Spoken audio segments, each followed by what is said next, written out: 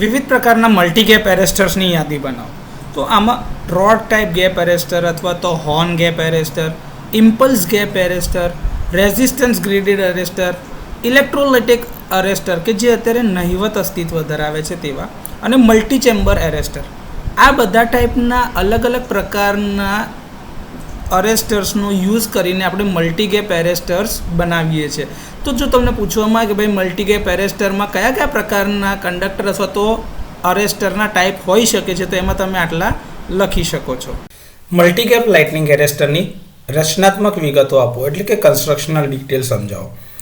તો સ્પાર્ક ગેપની શ્રેણી બનાવવામાં આવે છે, જેમાં બ્રેકડાઉન વોલ્ટેજ વધારવા માટે ઝિંક, કોપર અથવા તો એલ્યુમિનિયમના બનેલા 4 થી 5 સિલિન્ડર જે આકૃતિમાં જોઈ શકાય છે એને સાથે મલ્ટિપલ ગેપ શ્રેણીમાં ગોઠવાયેલા હોય છે, જેની બંનેની વચ્ચે તમે આ જોઈ શકો છો કે સિરીઝ ગેપ બનેલા છે 1 થી 2, 2 થી 3, 3 થી 4 અને 4 થી 5 ની વચ્ચે. રેઝિસ્ટર અથવા તો નોન લિનિયર રેઝિસ્ટર, તો કરંટના પ્રવાહને નિયંત્રિત કરવા અને વધુ પડતા પાવરના વ્યય અથવા તો ડિસિપેશનને રોકવા માટે શન્ટ અને સિરીઝમાં એટલે કે પેરેલલમાં અને સિરીઝમાં રેઝિસ્ટર લગાડવામાં આવે છે. આ રેઝિસ્ટર કાર્બનના બનેલા હોય અથવા તો આપણા જે સાદા રિયોસ્ટેટ હોય એવા રિયોસ્ટેટ વાપરી શકાય, જે હાઈ વોલ્ટેજ હેન્ડલ કરી શકતા હોય, અથવા તો નોન લિનિયર પ્રકારના નોન લિનિયર બનાવતા સેમી કન્ડક્ટર રેઝિસ્ટર વાપરી શકાય છે. ઇન્સ્યુલેટિંગ હાઉસિંગ, તો ઇન્સ્યુલેશન અને મિકેનિકલ સેફટી પૂરી પાડવા માટે પોર્સેલિન, કાચ અથવા તો પોલિમરથી બનેલા ઇન્સ્યુલેટિંગ હાઉસિંગ વપરાય છે. ઇલેક્ટ્રોડ્સ, યોગ્ય આર્કિંગ સુનિશ્ચિત કરવા માટે તાંબા, પિત્તળ અથવા તો અન્ય કંડક્ટર મટીરિયલના બનેલા ઇલેક્ટ્રોડ વાપરી શકાય છે. જે આ ઇલેક્ટ્રોડ છે એની વાત છે, એનું મટીરિયલ છે. ગ્રેડિંગ રિંગ્સ, ગેપમાં સમાન વોલ્ટેજ વિતરણ જાળવવા માટે ઉચ્ચ વોલ્ટેજ એપ્લિકેશનમાં ઉપયોગમાં લેવાય છે. આ ગ્રેડિંગ રિંગ જે છે એ બધા ઇલેક્ટ્રોડ અને બધા ગેપની અક્રોસમાં એક સરખા વોલ્ટેજ ડિસ્ટ્રીબ્યુટ થાય એ નક્કી કરે છે, સુનિશ્ચિત કરે છે. આર્ક ક્વન્ચિંગ મિકેનિઝમ, તો કેટલીક ડિઝાઇનની અંદરમાં આર્ક એટલે કે ચાપને અસરકારક રીતે ઓલવવા માટે મેગ્નેટિક બ્લોઆઉટ કોઇલ અથવા તો કુલિંગ ચેમ્બરનો ઉપયોગ કરવામાં આવે છે. આ જે ગેપ હોય છે એની અંદર એર ગેપ જ સિમ્પલ રાખવામાં આવે છે, જેથી કરીને એનું કંડક્શન અને આઇસોલેશન અથવા તો ઇન્સ્યુલેશન આપવું સરળ બની શકે. તો આ રીતે લાઇટનિંગ એરેસ્ટર જે મલ્ટીગેપ પ્રકારના છે તેને બનાવવામાં આવે છે. મલ્ટીગેપ લાઇટનિંગ એરેસ્ટરની કામગીરી વિશે સંક્ષિપ્તમાં જણાવો.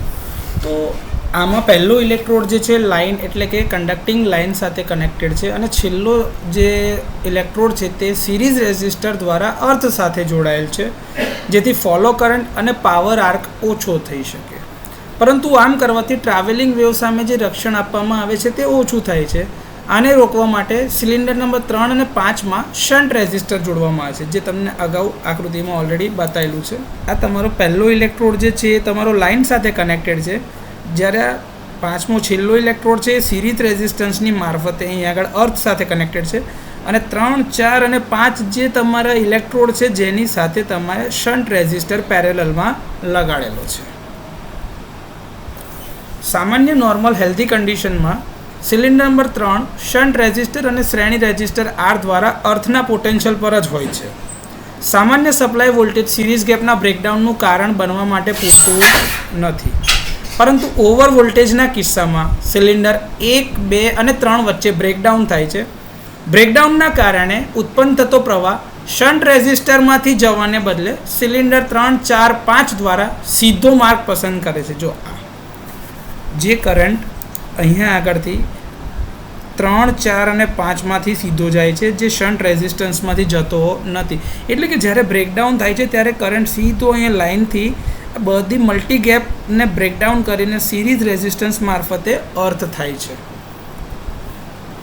સિલિન્ડર 3, 4, 5માં જે આર્ક ઉત્પન્ન થાય છે ત્યાં આગળ સર્જ તમારો દબાય એટલે કે ક્વેન્ચ થાય છે આર્ક, અને ત્યાં ઓલવાઈ જાય છે, અને શન્ટ અને શ્રેણી રેઝિસ્ટર દ્વારા આર્કની એનર્જીને મર્યાદિત કરવામાં આવે છે. આ કરંટ ગેપ 1 થી 3માં આર્ક જાળવવા માટે અપૂરતો છે અને સામાન્ય સ્થિતિમાં પુનઃસ્થાપિત થાય છે. તો આ રીતે મલ્ટીગેપ લાઇટનિંગ એરેસ્ટર તમારું સ્વિચિંગ સર્જ અને લાઇટનિંગ સર્જ સામે પ્રોટેક્શન આપે છે. મલ્ટીગેપ લાઇટનિંગ એરેસ્ટરના ફાયદા જણાવો. તો તેના બ્રેકડાઉન વોલ્ટેજ વધારે છે, જે તેને હાઈ વોલ્ટેજ એટલે કે ઉચ્ચ વોલ્ટેજ માટે યોગ્ય બનાવે છે. હાઈ વોલ્ટેજ સર્જને અસરકારક રીતે અર્થ કરે છે અને વિદ્યુત ઉપકરણોનું રક્ષણ સુનિશ્ચિત કરે છે અથવા તો વિદ્યુતનું રક્ષણ કરે છે ઉપકરણોનું. રેઝિસ્ટન્સ ગ્રેડેડ અરેસ્ટર્સમાં રેઝિસ્ટન્સ દરેક ગેપમાં સમાન વોલ્ટેજ વિતરણ સુનિશ્ચિત કરે છે, જેથી કોઈપણ એક ઇન્ડિવિજ્યુઅલ ગેપ પર સ્ટ્રેસ આવે નહીં એટલે કે તણાવ ઘટાડે છે. સર્જને ડાયવર્ટ કર્યા પછી એરેસ્ટર આપમેળે તેની નોન કન્ડક્ટિંગ સ્ટેટ એટલે કે બિનવાહક સ્થિતિમાં પાછો ફરે છે, સતત પ્રોટેક્શન સુનિશ્ચિત કરે છે. ઓછા ઘસારા સાથે વારંવાર કામગીરી માટે ડિઝાઇન કરેલ છે, જે તેને સિંગલ ગેપ એરેસ્ટર કરતાં વધુ ટકાઉ બનાવે છે. કેટલીક ડિઝાઇન એટલે કે હોર્ન ગેપ અથવા તો મલ્ટી ચેમ્બર ટાઈપ એરેસ્ટર્સ જે છે એ ઝડપી આર્ક ઓલવવાની સુવિધાઓ આપે છે, જે એરેસ્ટરને થતું નુકસાન ઘટાડે છે. મીડિયમ, સ્મોલ અને હાઈ વોલ્ટેજ સિસ્ટમમાં ઉપયોગ કરી શકાય છે, જે તેને બહુમુખી એટલે કે વર્સટાઇલ બનાવે છે. મલ્ટીગેપ એરેસ્ટરની ડિઝાઇન સરળ છે અને તેને ન્યૂનતમ જાળવણીની જરૂર પડે છે એટલે કે મેન્ટેનન્સ ખૂબ જ ઓછું કરવું પડે છે. મલ્ટીગેપ લાઇટનિંગ એરેસ્ટર પોતે જ આપોઆપ નોન પ્રોડક્ટિવ અથવા તો નોન કન્ડક્ટિંગ સ્ટેટમાં જે પાછા ફરે છે, એના કારણે તરત જ બીજા પ્રોટેક્શન માટે અરેસ્ટરને તૈયાર રાખે છે, જેથી કરીને તરત જ બીજો જો સર્જ આવી જાય લાઇટનિંગ કાં તો સ્વિચિંગનો તો એ તરત ઓપરેટ થઈ શકે. તો મલ્ટીગેપ લાઇટનિંગ એરેસ્ટરના થોડા ફાયદા. મલ્ટીગેપ લાઇટનિંગ એરેસ્ટરના ગેરફાયદાઓ જણાવો. તો ઓપરેશન દરમિયાન એરેસ્ટર ઉપર હાઈ વોલ્ટેજ હોઈ શકે છે, જે એની સાથે કનેક્ટેડ સાધનોના ઇન્સ્યુલેશન ઉપર સ્ટ્રેસ એટલે કે ભાર મૂકે છે, એટલે એ સ્ટ્રેસ વધારે છે. તો એના કારણે જે કનેક્ટેડ ઇક્વિપમેન્ટ હોય એની અંદર નુકસાન થઈ શકે છે. તમામ ગેપમાં વોલ્ટેજ એક સમાન રીતે વિતરિત જો ના થાય તો અમુક ગેપની અંદરમાં નિયત બ્રેકડાઉન કરતાં પહેલાં બ્રેકડાઉન થાય છે, જે એની અસરકારકતા ઘટાડે છે. એકવાર જો ગેપ આયનાઇઝ થઈ જાય છે પછી આર્કને ઓલવવાનું ખૂબ જ પડકારજનક બની શકે છે, અને ખાસ કરીને હાઈ એનર્જીવાળા સર્જમાં આર્ક ઓલવવા માટે વધારે પડકાર એટલે કે વધારે મહેનત અથવા તો એફર્ટની જરૂર પડે છે. કેટલીક ડિઝાઇન વારંવાર કામગીરી પછી કાર્બનાઇઝેશન અથવા તો સ્ટ્રક્ચરને અસરકારક રીતે સાફ કરી શકતી નથી, જેના માટે મેન્ટેનન્સ અથવા તો રિપ્લેસમેન્ટની જરૂરિયાત રહે છે. મલ્ટીગેપ એરેસ્ટર મોટા અને ભારે હોય છે, જે ઇન્સ્ટોલેશનને વધુ બોજારૂપ બનાવે છે.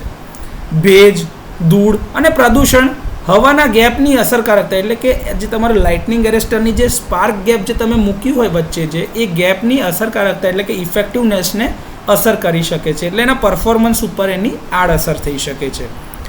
મલ્ટીગેપ એરેસ્ટરને મોટા ભાગે મેટલ ઓક્સાઇડ એરેસ્ટર દ્વારા બદલવામાં એટલે કે રિપ્લેસ કરવામાં આવેલા છે, કેમ કે એનું પરફોર્મન્સ વધારે સારું, વધારે ઝડપી રિસ્પોન્સ અને ઓછા મેન્ટેનન્સની જરૂરિયાત રહે છે, જેના કારણે લાઇટનિંગ એરેસ્ટરને બદલવામાં આવેલા છે. તો મલ્ટીગેપ લાઇટનિંગ એરેસ્ટરના આ થોડા ગેરફાયદાઓ છે.